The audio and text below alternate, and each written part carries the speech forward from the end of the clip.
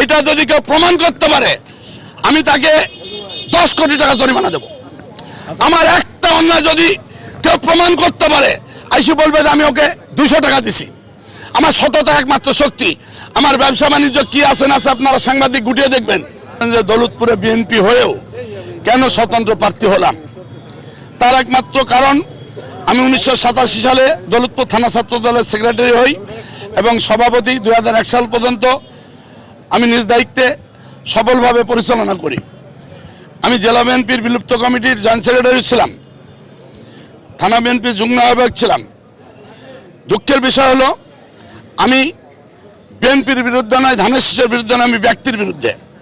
আমি যখন দেখতে পেলাম 5 তারিখে যারা খেতেও পেত না 5 তারিখের পরে কোটি কোটি টাকা অন্যায়ভাবে কারা লুট করে নিচ্ছে, আমার দাবি আপনাদের মাধ্যম দিয়ে যারা থানায় নিরীহ মানুষকে অন্যায়ভাবে ধরে নিয়ে এসে প্রশাসনের মাধ্যমে যারা টাকা ইনকাম করছে তাদেরকে যেন দৌলতপুরবাসী ভোট দেবে না।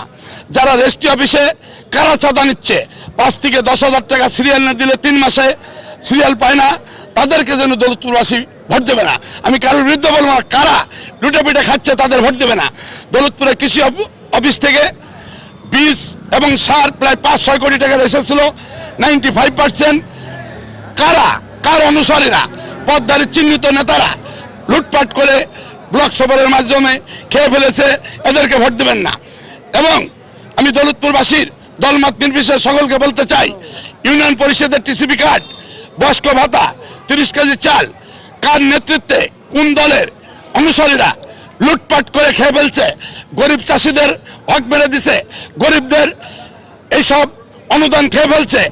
ভোটে জিতার আগেই যদি এছাড়াও শহরে একটি মরিচা ইউনিয়ন আছে মানববন্ধন করছে, অসহায় পরিবার জমি ভেঙে চলে যাচ্ছে নদীতে, 10-20 লক্ষ টাকা ওখানে আদায় হচ্ছে, কার নামে কার অনুসারীরা তুলতেছে।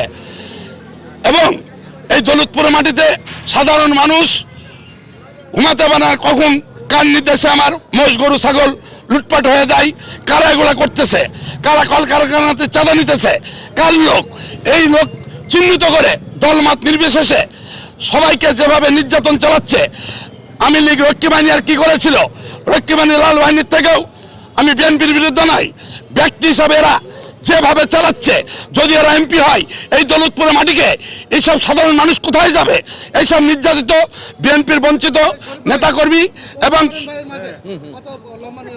এবং সর্বদলীয় জনগণের ঢাল হিসাবে সকল অন্যায়কে রুখে দেওয়ার জন্য যুব সমাজকে সাথে নিয়ে আমি হাবলু মোল্লা সকলের জন্য স্বতন্ত্র প্রার্থী হয়েছি।